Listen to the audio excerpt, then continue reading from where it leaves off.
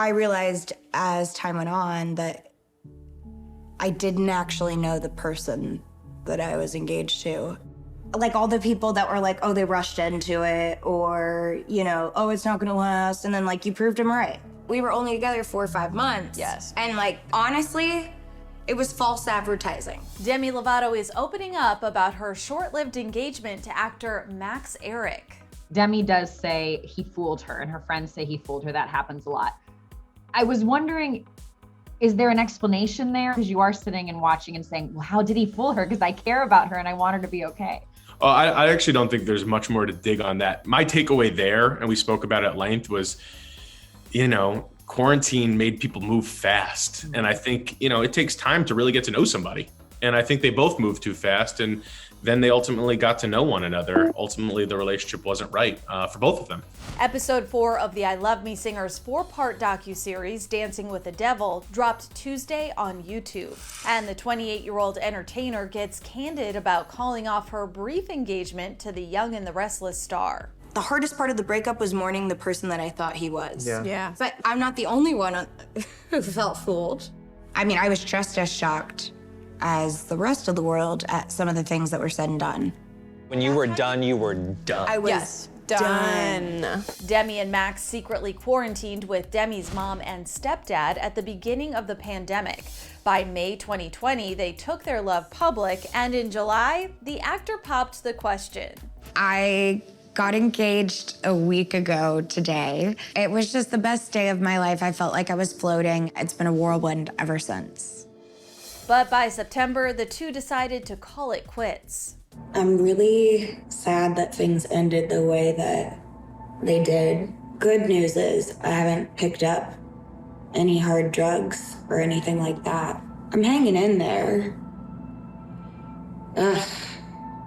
It's just Demi shared the days after their split for the documentary. So I thought this whole time that I didn't miss him. I just missed the person that I started quarantining with. And I don't know how to give my heart to someone after this. To ignore that she fell in love, she did. I mean, that was, she fell fast. And to leave out Max entirely felt like it would have been, you know, inauthentic. Michael D. Ratner, the director behind the docu-series, told ET why he thought it was important that they include her relationship and their split in the final cut. Right, to wear two hats of respecting somebody's boundaries, but also saying, hey, I know your goal here is to be authentic. I think you should take 5 minutes and diary, you know, do a visual diary of how you're feeling.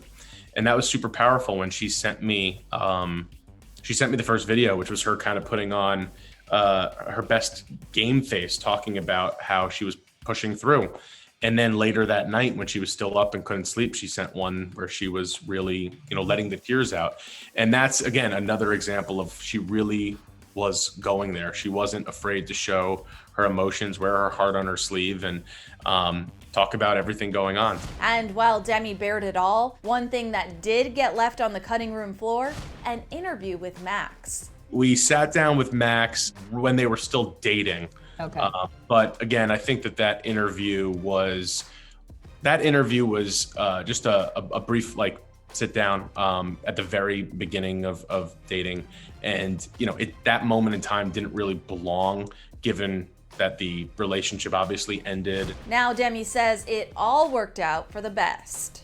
There's so much more of me that I have yet to explore. I feel like I'm actually too queer to marry a man in my life right now. There's a lot of things I have to do for myself first. I want to allow myself the ability to live my life in the most authentic form possible, which I just haven't done because of my past and some things that I've needed to work on.